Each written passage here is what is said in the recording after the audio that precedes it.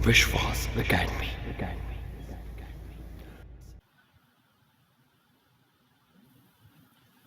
Hello, welcome to online platform of Vishwas academy.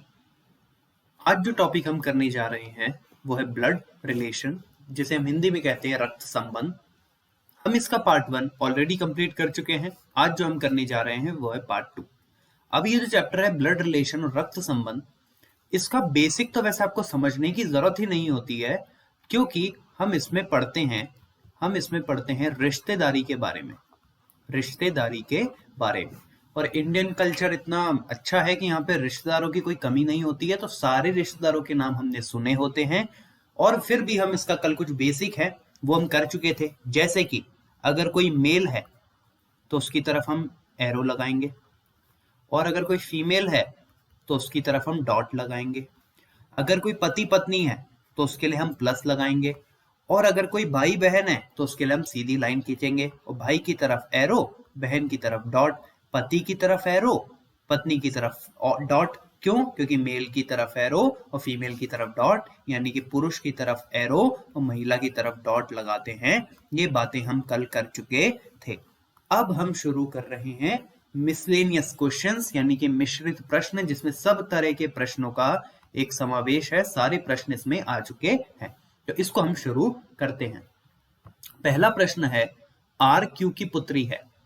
Are Q की पुत्री है, यानी आर क्यू की पुत्री है, यानी ये क्यू माता या पिता होगी। अब वो हमें नहीं पता, लेकिन आर पुत्री है हमें ये पता है। अब क्यू उसके माता भी हो सकती है और पिता भी हो सकती है, लेकिन माता या पिता जो भी हैं वो ऊपर वाली पीढ़ी में आएंगी, और आर पुत्री है तो वो नीचे वाली पीढ़ी में आएगी। और आर पुत्री है यानी आर की तरफ तो डॉट लग जाएगा, क्योंकि पुत्री फीमेल होगी। अब ये क्यू उसके पिता है कि माता है, हमें नहीं पता।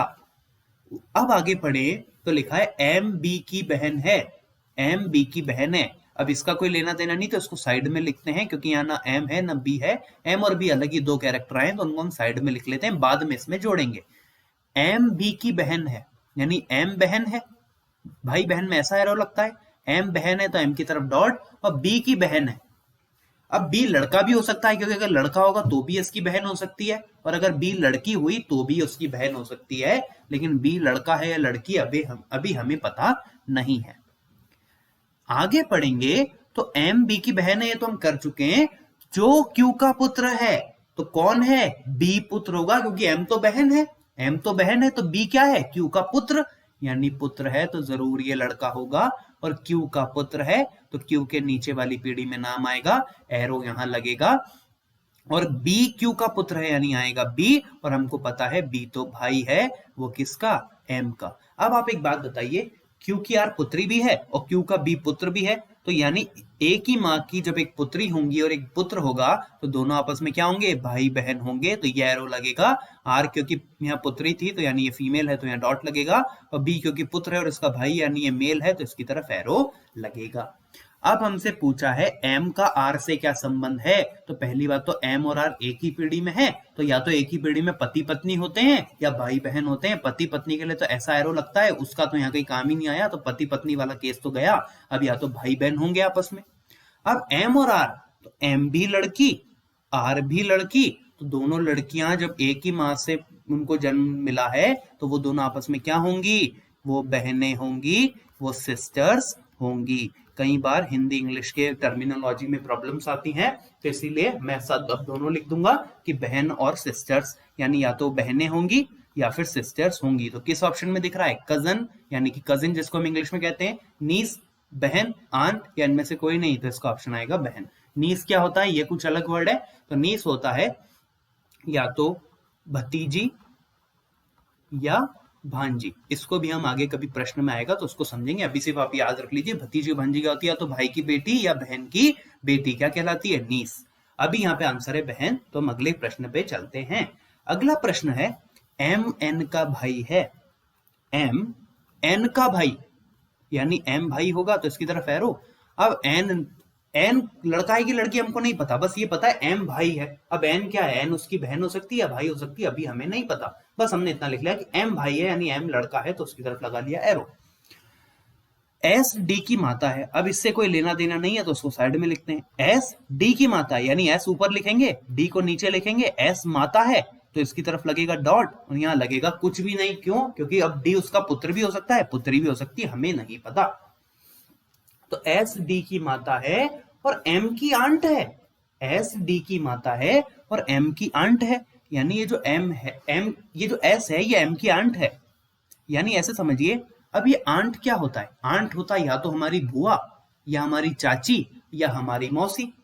ऐसा ही होता, या आंट होता है या तो हमारी बुआ या हमारी चाची या फिर हमारी मामी या फिर मौसी। इनको हम क्या कहते हैं? आंट कहते हैं। अब आप देखिए, हमारी बुआ, चाची, मामी, मासी, ये सब क्या होते हैं? हमारे पेरेंट्स के भाई बहन ही तो होते हैं। हमारे पेरेंट्स के भाई बहन ही तो होते हैं। अब ये एम की आंट है, यानी एम के जरूर कोई पेरेंट होंगे।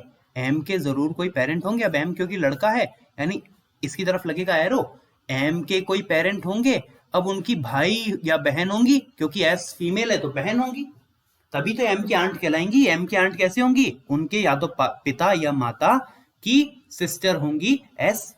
अब आप देखिए, एस डी की माता है, यानी एस डी की माता है और एम की आंट है, तो देखिए एम की आंट भी एस। तो डी और एम का क्या संबंध है? तो डी और एम का आपस में क्या संबंध है?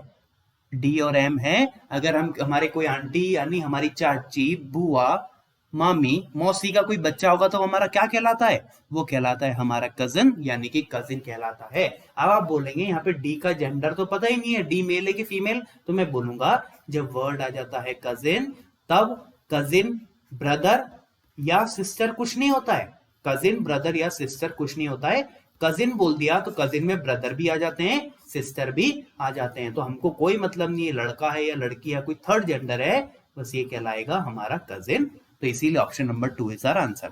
अब आप देखिए प्रश्न को यहाँ क्यों शामिल किया गया है, क्योंकि इस बात का यहाँ कोई लेना देना नहीं था। ये बात हमें एक्स्ट्रा दे दी थी। तो कभी कभी एक्स्ट्रा चीजें भी दे दी गई होती हैं कंफ्यूजन को बढ़ाने के लिए। तो बस हमारी जो काम की चीजें उनको हम ध्यान देंगे। तो यहाँ पे हमने निकाल लिया है और बी ऑप्शन यानी कजिन होगा हमारा आंसर। अगले प्रश्न में हम चलते हैं। अगला प्रश्न है, अच्छा प्रश्न है, इसको ध्यान से देखिएगा। दीपिका श्रद्धा से कहती है, दीपिका श्रद्धा से कहती है, यानी कह कौन रही है? दीपिका। किसके लिए कह रही है? श्रद्धा के लिए, कि तुम्हारी माँ। अब श्रद्धा को कह रही है यानी श्रद्धा की माँ।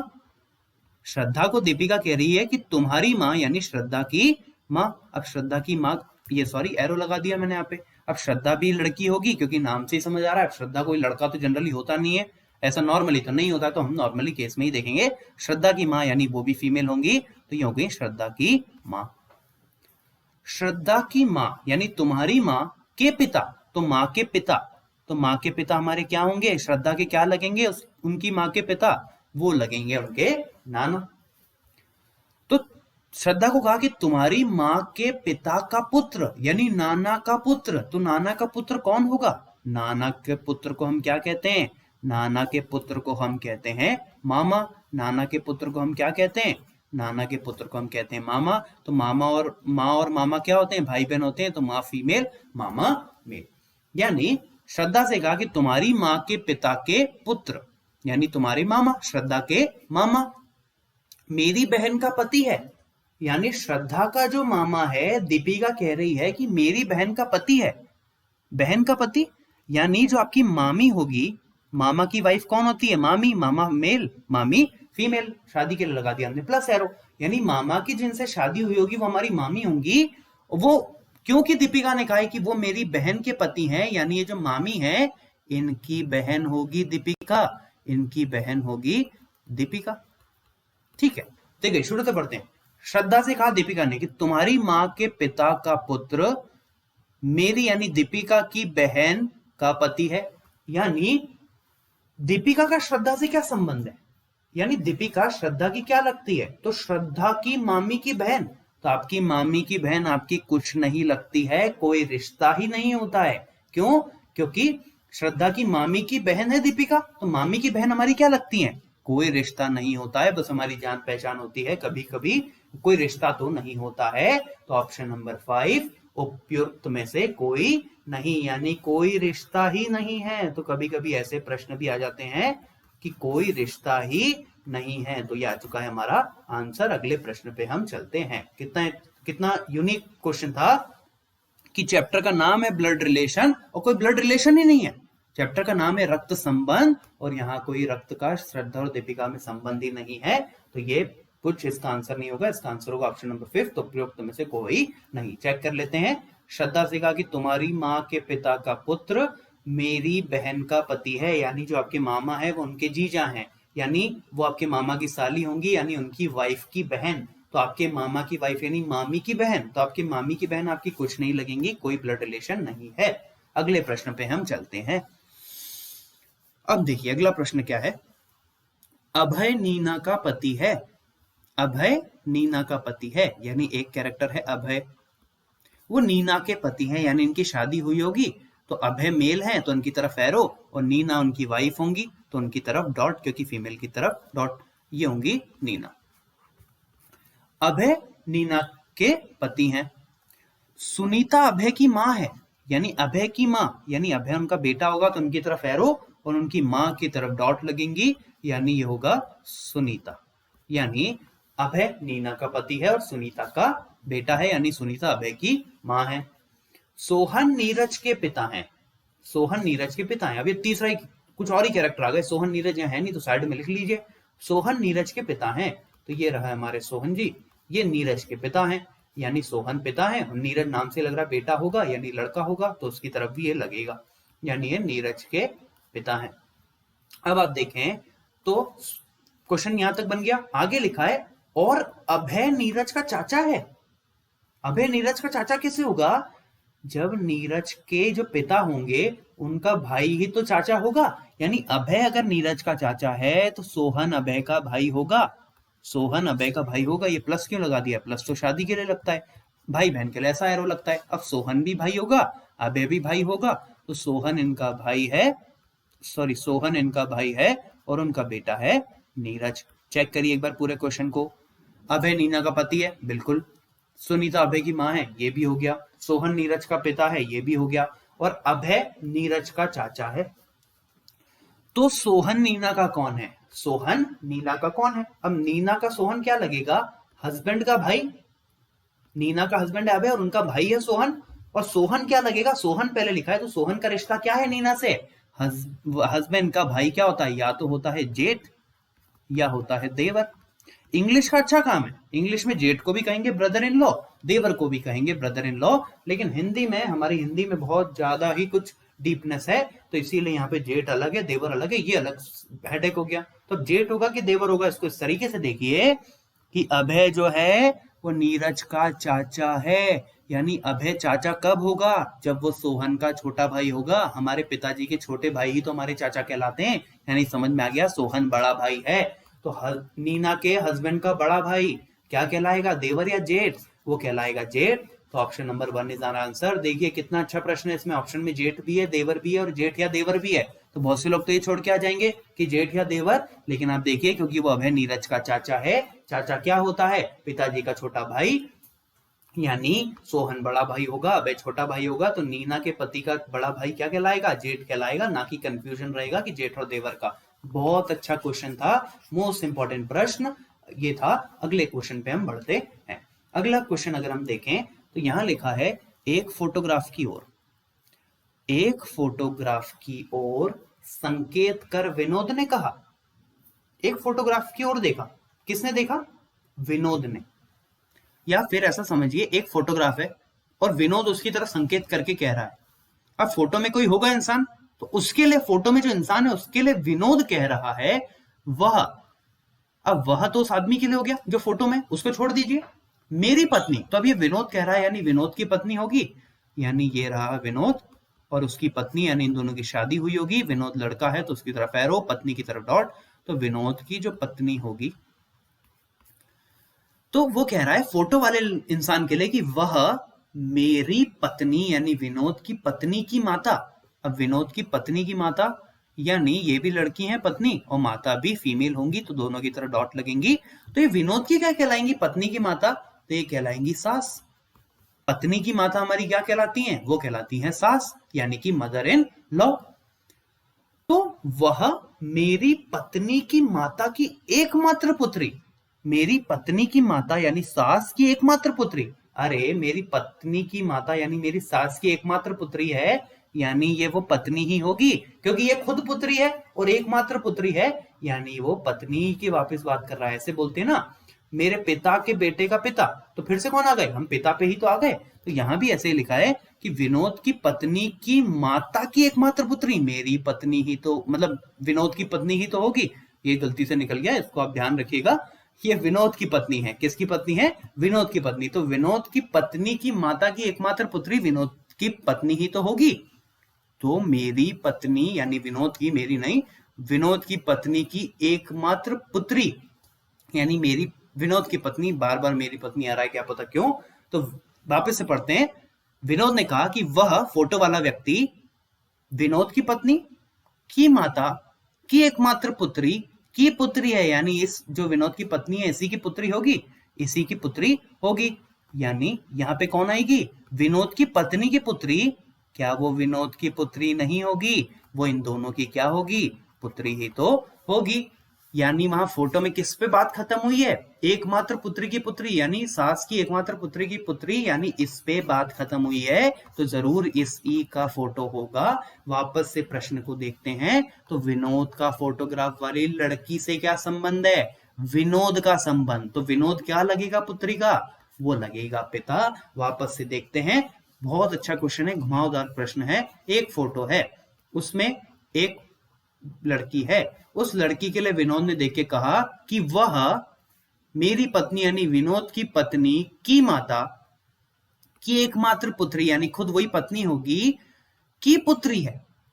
क्या विनोद की पत्नी की पुत्री क्या विनोद की पुत्री नहीं होगी, बिल्कुल होगी। तो विनोद का उस फोटोग्राफ वाली लड़की से क्या संबंध है, अगर वो उसकी पुत्री है तो विनोद उसका पिता है। तो option number 3 is our answer. अगले प्रश्न पे हम चलते हैं। बहुत ही अच्छा क्वेश्चन ये था, बड़ा कंफ्यूजिंग था, लेकिन फिर भी हमने कर लिया है। Most important type, most important type. अब आप बोलेंगे आप तो हर प्रश्न को इंपॉर्टेंट कह रहे हैं। मैं इंपॉर्टेंट इसलिए कह रहा हूं क्योंकि इसमें अलग अलग टाइप के कॉन्सेप्ट लग रहे हैं। तो अगर एक एक टाइप का अलग अलग कॉन्सेप्ट हमने अच्छे से सीख लिया तो बाकी सारे प्रश्न भी हम कर पाएंगे। इसको तो बिल्कुल ध्यान से देखिएगा। इसमें एक वर्ड है जो बहुत अच्छा है, उसको ध्यान से देखिएगा।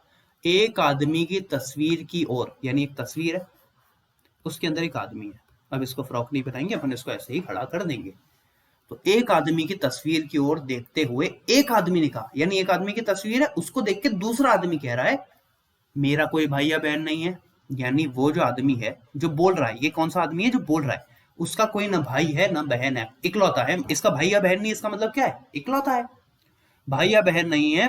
पर उस आदमी, अब वो बोल रहा है तो वो उस आदमी किसके लिए बोलेगा, इसके लिए, उस आदमी का पिता, यानी इसको मैं लिख देता हूं बोलने वाला आदमी। ये कौन सा आदमी है, बोलने वाला आदमी।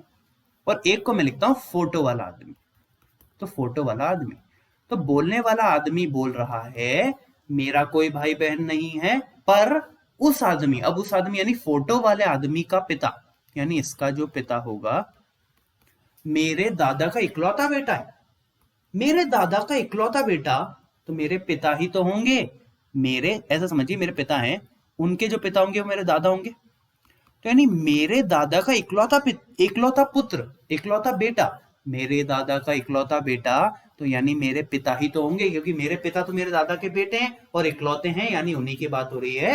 यानी बोला उस आदमी का पिता मेरे दादा का इकलौता बेटा है, यानी वो मेरा भी तो पिता है। यानी जो बोलने वाले आदमी का पिता है वो फोटो वाले आदमी का भी पिता है। तो जब पिता दोनों एक हैं तो ये जो बेटे होंगे दोनों आदमी आपस में क्या होंगे, ये आपस में भाई होंगे। दोनों की तरफ एरो लगेगा। तो बोलने वाला आदमी और फोन वाला आदमी, क्योंकि उनके पिता एक ही हैं, तो वो दोनों भाई होंगे। बोलते हैं ना ब्रदर फ्रॉम अनदर मदर, लेकिन ये तो ब्रदर फ्रॉम सेम फादर हैं, तो ये दोनों आपस में भाई होंगे।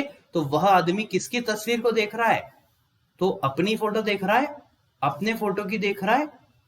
देखिए देखिए देखिए, यहां बड़ा यूनिक काम हो गया है। हमने एक बात मिस कर दी। यहां क्या लिखा है, मेरा कोई भाई या बहन ही नहीं है, यानी मेरे पिता का एकमात्र पुत्र होगा। तो बोलने वाला आदमी और फोटो वाला आदमी एक ही तो होगा, यानी वो आदमी अपनी ही फोटो देख रहा है। देखिए पूरा प्रश्न करने के बाद कैसे घुमा हुआ गया। क्या बोला था, एक बोलने वाला आदमी और एक फोटो वाला आदमी है, तो बोले फोटो वाले आदमी का पिता मेरे दादा का इकलौता बेटा है, यानी वो मेरा भी तो पिता है। और क्योंकि बोलने वाले आदमी, अब ये दोनों पिता हैं तो या तो अब ये एक ही पिता से दोनों भाई बेटे हैं, यानी ये दोनों या तो भाई हो सकते हैं। लेकिन अगर कोई भाई या बहन ही नहीं है तो यानी वो आदमी एक ही होगा, क्योंकि उस पिता का एक ही पुत्र है। तो बोलने वाला आदमी और फोटो वाला आदमी एक ही होगा, यानी वो बोलने वाला आदमी किसकी फोटो देख रहा है, अपनी ही फोटो देख के इतनी बेकार की बातें करे जा रहा है। सीधे नहीं बोल सकता था, लेकिन क्या करें, प्रश्न तो ऐसा ही है, तो वो अपनी फोटो ही देख रहा है। बहुत ही अच्छा क्वेश्चन था ये। अगले क्वेश्चन पे हम चलते हैं। अब अगला जो क्वेश्चन है उसको अगर आप देखें तो यहां लिखा है, एक लड़की की फोटो को दिखाते हुए राजन ने कहा। एक लड़की की फोटो को दिखाते हुए राजन ने कहा, यानी एक लड़की की फोटो है, ये रही फोटो, उसमें बैठी है एक लड़की। अब इसे फिर से फ्रॉक पहना देते हैं क्योंकि ये लड़की है, ठीक है, ये लड़की है। एक लड़की की फोटो को दिखाते हुए राजन ने कहा, बोल कौन रहा है, राजन। तो बोले इसकी, अब वो राजन बोल रहा है तो खुद के लिए तो इसकी बोलेगा नहीं, वो जरूर फोटो वाली लड़की के लिए कहेगा।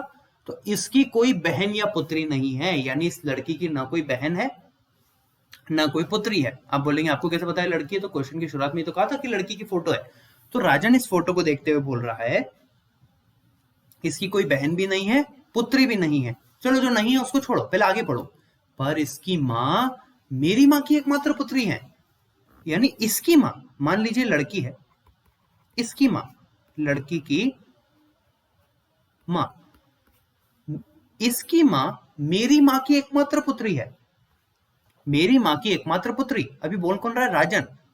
राजन की माँ, अब राजन लड़का है तो उसकी तरफ एरो, माँ की तरफ डॉट। राजन बोल रहा है इस लड़की की माँ मेरी माँ यानी राजन की माँ की एकमात्र पुत्री है, यानी ये इसकी पुत्री होगी। यानी राजन की माँ की कोई पुत्री है तो वो उनकी बहन ही तो होगी, यानी ये जो इस लड़की की माँ है वो राजन की क्या होंगी, बहन होंगी, आपस में भाई बहन होंगे। लेकिन इस लड़की की कोई बहन भी नहीं है, यानी इसकी माँ के सिर्फ ये एक लड़की होंगी और इसकी कोई पुत्री भी नहीं है। तो लड़की राजन की माँ की क्या लगती है, राजन की माँ की ये लड़की क्या लगेगी, तो इनके लिए ये लड़की क्या लगेगी, बेटी की बेटी। तो बेटी की बेटी क्या कहलाती है, नाती। बेटी के बेटे को कहते हैं, तो वैसे जनरली इसको नातिन कहा जाता है, यानी कि daughter in law, sorry daughter in law, daughter in law नहीं, ग्रैंड डॉटर कहा जाता है। लेकिन यहाँ पे नतनी लिखा है, बात वही है, और देवती भी उसे कहा जाता है। तो वो लड़की राजन की माँ की क्या होंगी, तो राजन की माँ की बेटी तो है, तो बेटी की बेटी क्या कहलाती है, नातिन, नाती या नतनी या फिर देवती कहते हैं, तो आ जाएगा हमारा करेक्ट। लेकिन आप एक बात समझिए, यहाँ ये जो बात कही थी कि इस फोटो वाली लड़की की कोई बहन या पुत्री नहीं है, तो इसकी कोई बहन होती तो भी वो नातिन कहलाती, इसकी कोई पुत्री होती तो भी वो नातिन कहलाती, यानी ये बहन या पुत्री नहीं है। ये बात हमारे किसी काम की नहीं है, कंफ्यूज करने को दी है। कैसे, इसकी कोई बहन, ये छोड़ो ये बात, इसकी माँ मेरी माँ की एकमात्र पुत्री, यानी इस लड़की की माँ मेरी माँ, यानी राजन कह रहा है, तो राजन की माँ की एकमात्र पुत्री, यानी राजन और जो उस लड़की की माँ है वो भाई बहन होंगे। अब राजन की माँ की क्या लगती है वो लड़की, तो राजन की माँ की ये लगेगी बेटी की बेटी, यानी कि नातिन, नाती, नतनी या फिर देवती। नाती तो वैसे लड़के के लिए होता है तो ये वर्ड नहीं होगा, नातिन, नतनी या फिर देवती आंसर हो जाएगा। और अगर इसको इंग्लिश में कहें तो ये आ जाएगा ग्रैंड डॉटर। क्या कहलाएगा, ग्रैंड डॉटर। डॉटर की भी डॉटर हो या सन की डॉटर हो तो वो कहलाती है ग्रैंड डॉटर। तो option number B is correct. अगले क्वेश्चन पे हम चलते हैं। अगला प्रश्न जो है, ये अगला प्रश्न नहीं है, ये अगला टाइप है, और ये टाइप के प्रश्न भी एग्जाम में देखने को मिलते हैं, इसीलिए हम कर रहे हैं, हम यहाँ वो ही क्वेश्चन को कर रहे हैं जो एग्जाम में देखने को मिलते हैं। बिना बात के टाइम वेस्ट कुछ भी नहीं हो रहा है, तो जितने टाइप के प्रश्न है सारे ही इंपॉर्टेंट आप मान सकते हैं, उन्हें साथ के साथ सॉल्व करते जाइए, नहीं तो समझने में प्रॉब्लम हो सकती है। अब देखिए, ये प्रश्न को पढ़ने से पहले कुछ हमें निर्देश दिए गए हैं, और ये निर्देश किन किन प्रश्न के लिए लागू हैं, 1 से 5 तक, यानी इस प्रश्न, एक प्रश्न के लिए भी, दूसरे के लिए भी, तीसरे के लिए भी, चौथे के लिए भी और पांचवें के लिए भी ये लागू होते हैं। यानी अगर हम ये ढंग से समझ लें तो ये प्रश्न, ये प्रश्न, ये प्रश्न, ये और ये भी सॉल्व हो जाएंगे। तो ध्यान से समझिएगा। निर्देश क्या है 1 से 5 तक के प्रश्नों के लिए? ये निर्देश है कि a प्लस बी, इसका मतलब होता है ए बी का भाई है, ए बी का भाई है। तो पहले तो आप ये समझ लीजिए यहाँ प्लस का मतलब भाई है। जो हम करते थे प्लस का मतलब शादी है, वो यहाँ काम नहीं कर रहा है। इन्होंने खुद ने उसके लिए कुछ सिंबल्स दे दिए हैं। यानी a प्लस बी का मतलब है ए बी का भाई है। याद रखना, जो आगे लिखा है उसका रिश्ता बताया पीछे वाले से। अब पीछे वाला आगे वाले का कुछ भी हो सकता है, जैसे कि ए बी का भाई है तो बी ए की बहन भी हो सकती है, भाई भी हो सकता है। तो बी का हमें कुछ नहीं पता, हमें सिर्फ आगे वाले का कंफर्म होगा ए प्लस बी, यानी ए बी का भाई है। उसी तरह से ए और बी के बीच में अगर माइनस लग जाए तो ए बी की बहन है। ए और बी के बीच में मल्टीप्लाई लग जाए तो ए बी के पिता है। और ए और बी के बीच में डिवाइड लग जाए तो ए जो है वो बी की माता है। यानी ए हमेशा आगे वाले का हमें पता लगेगा, पीछे वाले का हमें कुछ पता नहीं लगेगा। तो इस आधार पर नीचे दिए गए प्रश्नों का उत्तर दीजिए। तो नीचे जो प्रश्न दिए हैं उनके उत्तर दीजिए। पहली बात तो इस टाइप के क्वेश्चंस को आप हमेशा लास्ट में करेंगे, क्योंकि इसको समझना है, फिर उसमें वैल्यू पुट कर करके देखना है, तो इसमें लगेगा टाइम।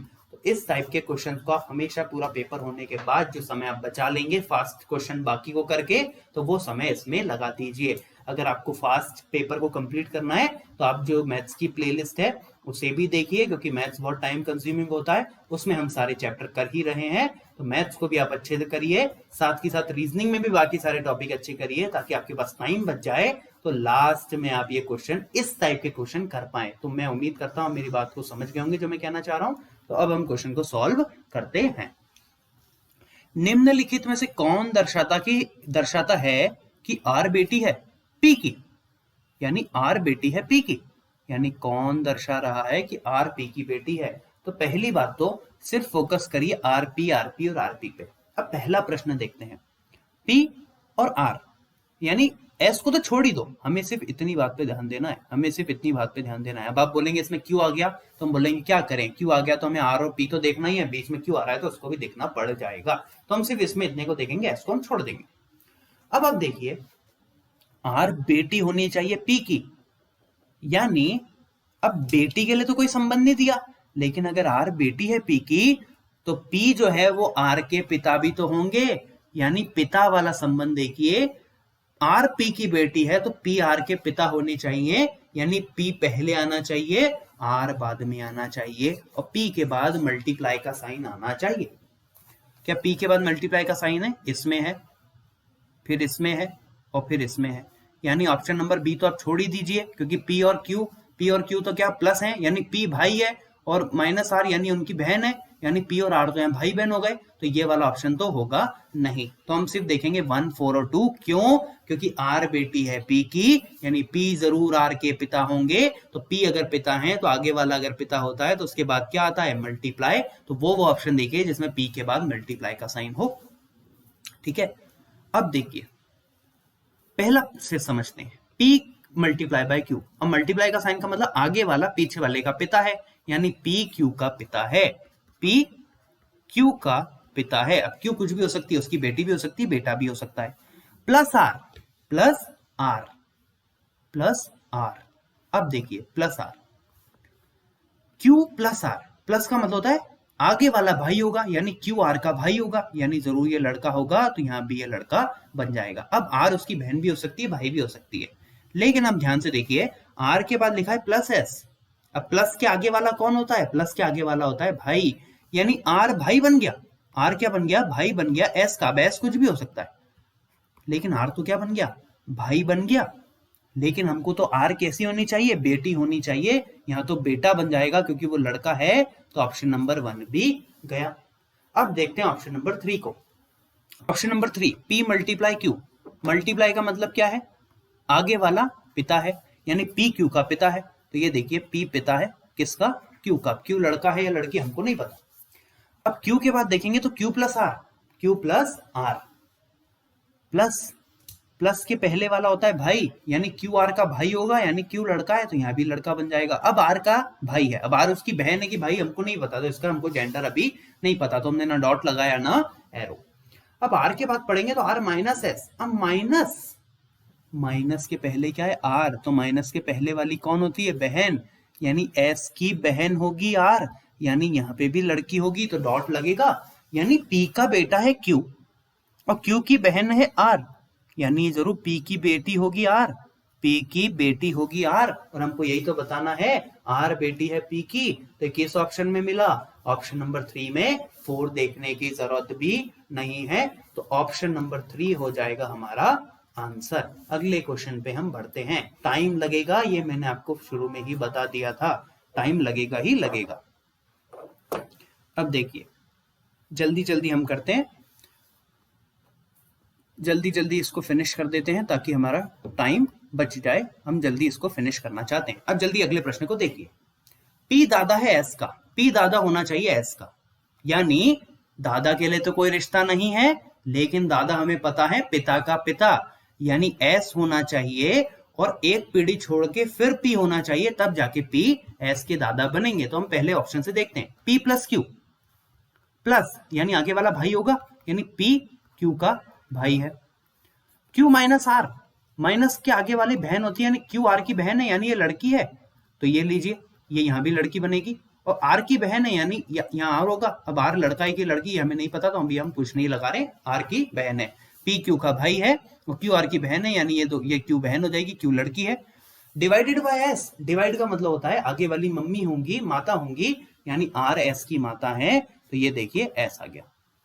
अब क्या यहाँ पी एस के दादा बन रहे हैं, अरे नहीं भैया, ये तो मम्मी जो है मम्मी के भाई बन रहे हैं, तो मम्मी के भाई तो मामा होते हैं, यहाँ दादा नहीं बन रहे, तो ऑप्शन नंबर 1 गया। ऑप्शन नंबर ये देखते हैं 2, ऑप्शन नंबर 2 में क्या दिख रहा है, पी मल्टीप्लाई क्यू, मल्टीप्लाई का मतलब आगे वाले पिता हैं, तो पी क्यू के पिता हैं। क्यू के बाद है आर, यानी आर के पिता हैं क्यू, क्योंकि देखिए आर के पिता हैं क्यू, यानी आगे वाले क्यू भी आर के पिता हैं, यानी ये होंगे, ये भी पुत्र होंगे।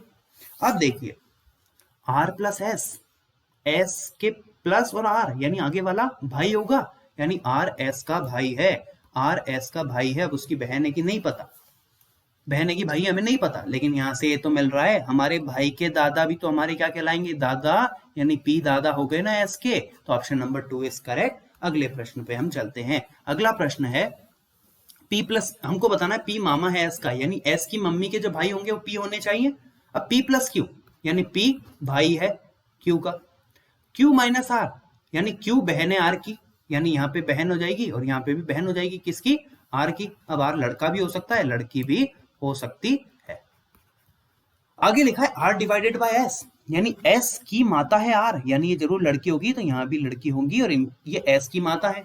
अब पी एस के मामा होने चाहिए, तो क्या पी एस के मामा है, बिल्कुल, एस की जो माता है ये पी, यानी एक ही लाइन में, यानी ये भाई होंगे, तो एस की माता आर के भाई हैं पी, यानी जरूर पी मामा होंगे एस के, तो ऑप्शन नंबर 1 में ही आंसर मिल गया, तो यह आ चुका है हमारा आंसर। अगले प्रश्न को देखें तो यहाँ पे क्या दिख रहा है, क्यू पी की भगिनी है, ये हमें बताना है, यानी भगिनी मतलब बहन, क्यू पी की बहन होनी चाहिए, तो क्यू पी की बहन होनी चाहिए, यानी आप सीधा सीधा देखिए क्या ऐसा मिल रहा है, क्या पहले तो ऐसे ढूंढिए, बहन है, यानी क्यू बहन होनी चाहिए पी की, यानी क्यू माइनस पी मिलना चाहिए, क्या कहीं भी क्यू माइनस पी मिल रहा है, आप बोलेंगे नहीं मिल रहा है, आप बोलेंगे नहीं मिल रहा है, तो यानी अब थोड़ा दिमाग लगाना पड़ेगा। फिर से देखिए पी प्लस क्यू, यानी पी भाई है क्यू का, क्यू डिवाइडेड बाय आर, यानी क्यू आर की माता है, तो ये देखिए यानी ये बहन होगी, क्यू आर की माता है। अब आगे लिखा है, देखिए यहीं से काम हो गया, क्योंकि क्यू आर की माता यानी एक लड़की है, तो यहां भी लड़की लगेंगी। लीजिए यहां से प्रूव हो गया कि क्यू पी की भगिनी है, तो लीजिए ऑप्शन नंबर 1 से घुमावदार बात में ये सॉल्व हो चुका है। अगले में हम चलते हैं। अगला प्रश्न क्या है, हमको बताना है पी नाना है एस का, यानी एस की माता के पिता होने चाहिए पी, यानी थर्ड जनरेशन में होने चाहिए पी, और थर्ड जनरेशन में नीचे होने चाहिए एस। अब पहला देखते हैं, पी प्लस आर, यानी पी भाई है आर का, आर डिवाइडेड बाय क्यू, यानी आर माता होंगी क्यू की, यानी यहां पे आएंगे क्यू और आर है उनकी माता, यानी उनकी बहन होगी, यानी ये क्यू के मामा हो गए पी। आगे क्या लिखा है, क्यू माइनस एस, यानी Q जो है वो S की बहन है, यानी S इनकी बहन हो जाएंगी, S इनकी बहन हो जाएंगी। लेकिन क्या S के नाना बने P? यहाँ नहीं बने, तो ऑप्शन नंबर 1 गया। क्यों? क्योंकि नाना होंगे थर्ड पीढ़ी में, यानी थर्ड पीढ़ी आनी चाहिए। यहाँ तो सिर्फ 2 पीढ़ी में ही काम खत्म हो गया, तो ये नहीं होगा। अगला देखते हैं, P मल्टीप्लाई R, यानी P R के पिता है, तो P R के पिता है।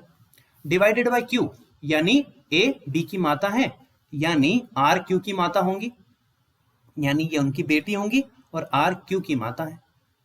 अब Q माइनस S, यानी आगे वाला बहन होगा, यानी Q बहन होगी S की, Q बहन होगी S की। अब बोला है P नाना होना चाहिए S का, तो क्या P नाना है? तो बिल्कुल, अगर ये Q की मम्मी है और ये इनकी बहन है, तो ये इनकी भी मदर होंगी, यानी मदर के फादर हैं S के R मदर, और मदर के फादर उधर हो गए P, यानी क्या S के P नाना हो गए, तीसरी पीढ़ी में आ गए। तो बिल्कुल यहाँ से काम बन रहा है, S की मम्मी के पापा हैं P, तो ये ऑप्शन नंबर किससे आंसर आया हमारा? ऑप्शन नंबर बी से आंसर हमारा आ चुका है। तो option number B is answer, option number 2 is our answer. इस टाइप के क्वेश्चन अगर आप कर लेते हैं तो ये टाइप भी कंप्लीट हो जाएगा। इसमें बस आपको दिमाग लगाना होगा, बस एक बात है, टाइम तो जरूर लगेगा, तो मैंने पहले ही कह दिया, इस टाइप के क्वेश्चन को लास्ट में करिएगा, फिर भी इसको सॉल्व करेंगे, प्रैक्टिस करेंगे तो स्पीड बन जाएगी। अभी तो मैंने समझाया इसलिए टाइम लगा है, आप खुद करेंगे तो टाइम नहीं लगेगा। इसी के साथ यहाँ होता है इस लेक्चर का एंड, साथ ही साथ ब्लड रिलेशन चैप्टर का भी यहाँ पे होता है एंड। इसके प्रैक्टिस क्वेश्चन जो आपको मिलेंगे उन्हें भी आप सॉल्व करिएगा। अब मिलते हैं अगले लेक्चर में, तब तक के लिए good bye and have a nice